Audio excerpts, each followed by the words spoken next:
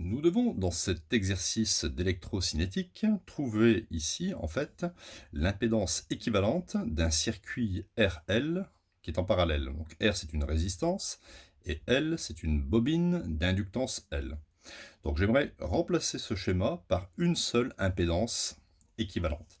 Alors il faut savoir une chose, c'est que quand on a ici deux entités en parallèle, on pourra écrire que l'impédance équivalente sera égale au produit des impédances divisé par la somme. Donc impédance de la résistance fois impédance de la bobine sur impédance de la résistance plus impédance de la bobine. Alors ici, l'impédance de la résistance, c'est R, la résistance. L'impédance de la bobine, c'est JL oméga. Donc là, je mets un facteur multiplicatif divisé par R plus JL oméga. De sorte que l'impédance équivalente soit égale à JRL oméga divisé par R plus JL oméga.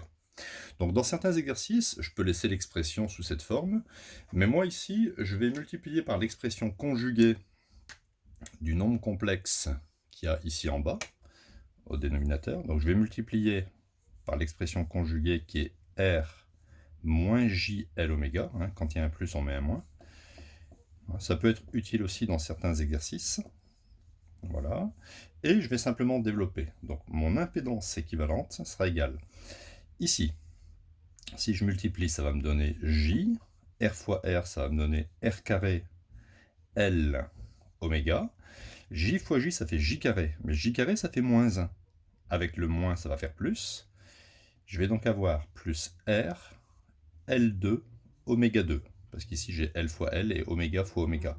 Divisé par un nombre complexe multiplié par son conjugué, ça sera la somme de la partie réelle R carré plus L oméga au carré.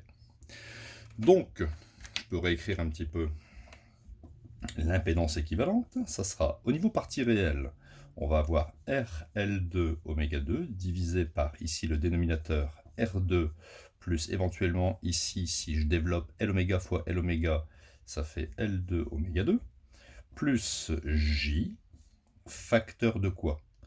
Facteur de R2 L oméga sur, bien sûr, le même dénominateur R2 plus L2 oméga 2.